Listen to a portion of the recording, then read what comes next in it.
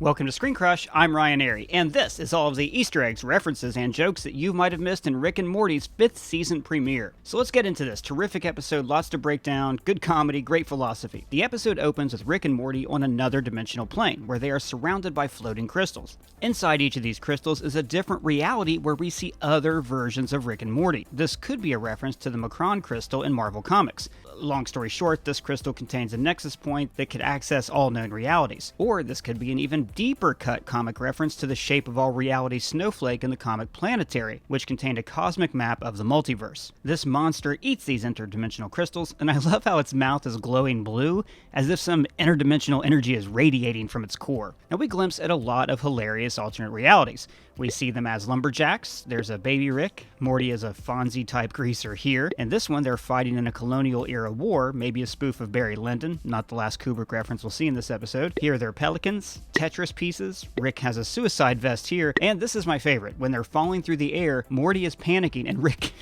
just slaps him. And of course, Rick points out, "Are we Blades in that one? That's f***ing tight." This is actually a reenactment of the opening sequence of Blade, where he kills vampires in an underground rave club. Like everything else in Rick and Morty, this opening has multiple meanings. The writers on the show love doing stories about alternate realities because they actually mean alternate storylines. Infinite realities means infinite story possibilities. The reason Morty says, "Nobody exists on purpose. Nobody belongs anywhere. Everybody's gonna die.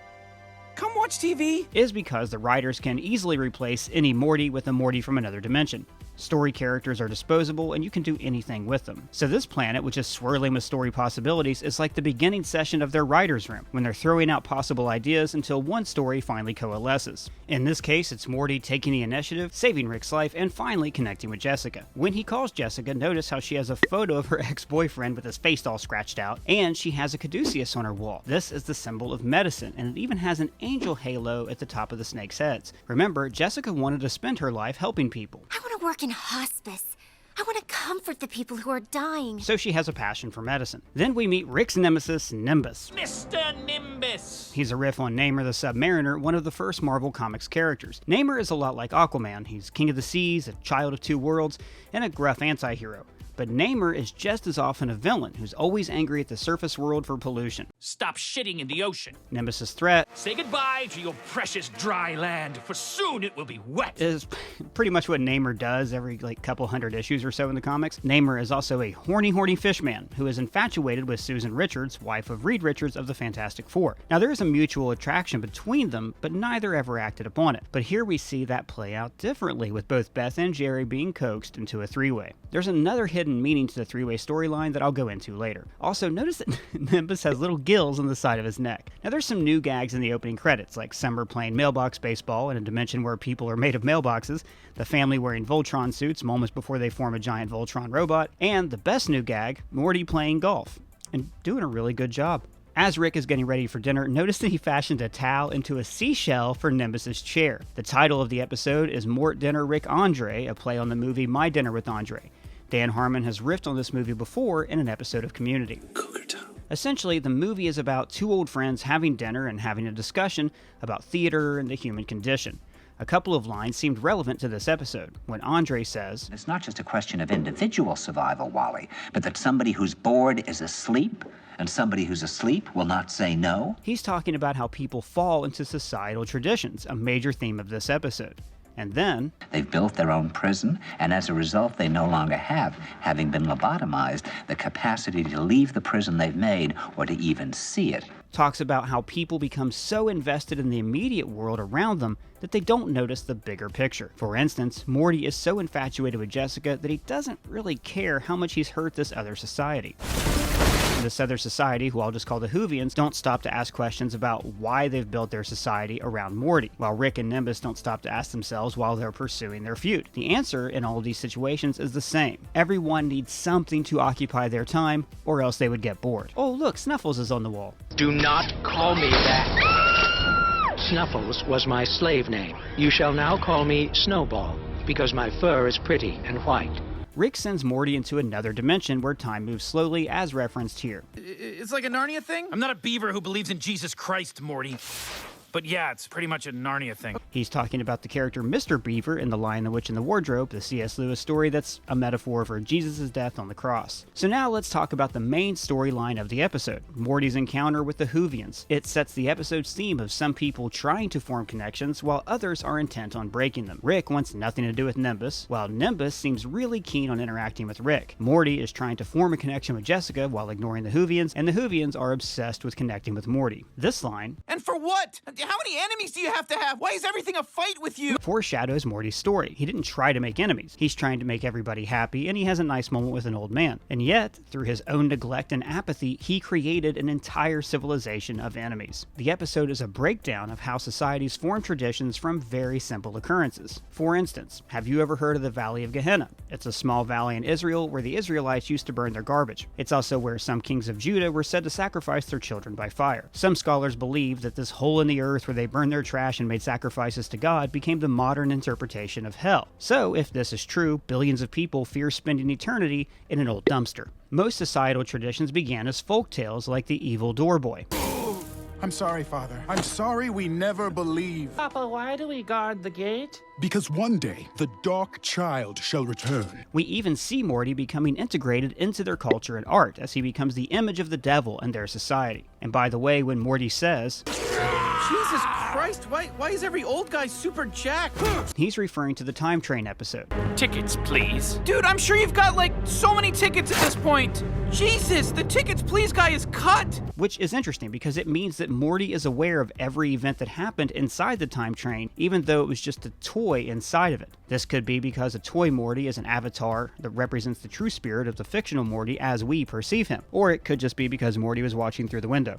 Notice how in this medieval society, the family has a painting of their original hut over a fireplace. Also, after they believe Morty is dead, you can see his face starting to disappear from their artwork.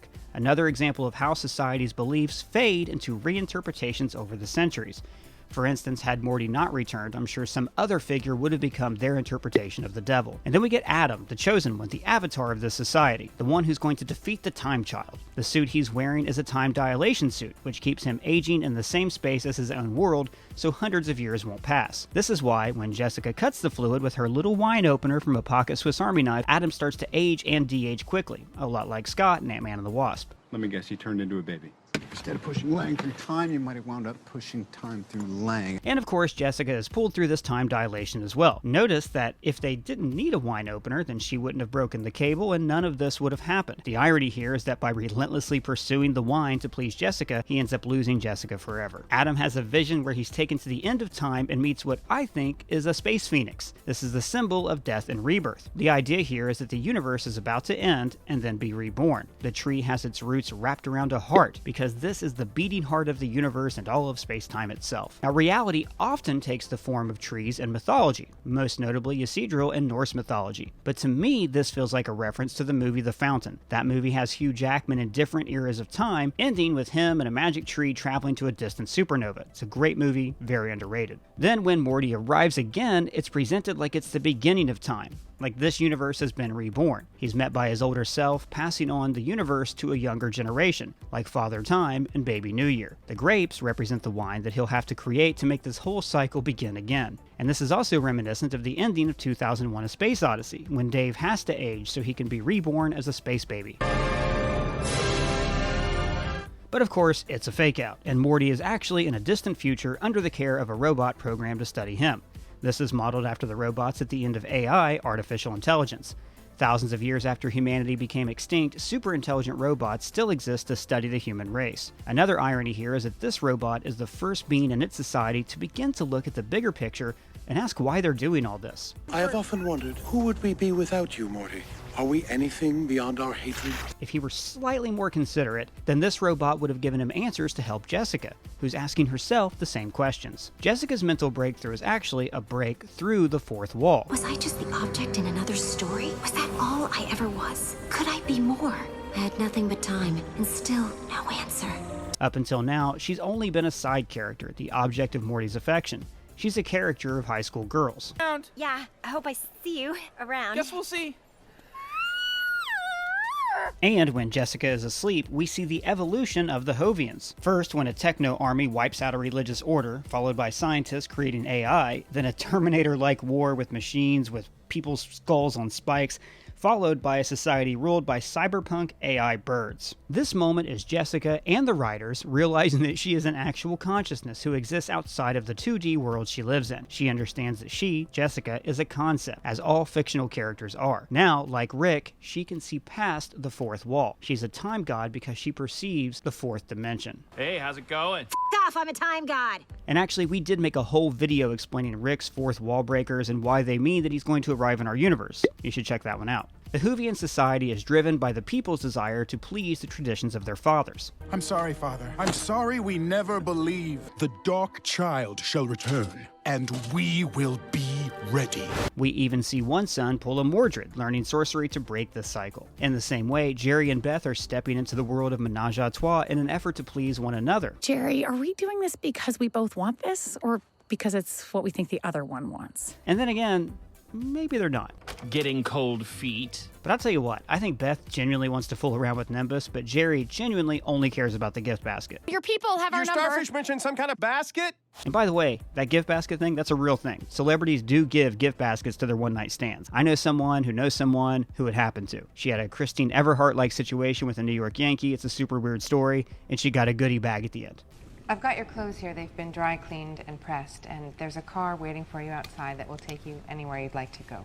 But their episode's real burning question is, who's Kyle? Big tip. I liked your other one more. What was his name? Kyle? What? Nothing. Was he maybe like Rick's long-lost son, and when Diane left, she took him with him?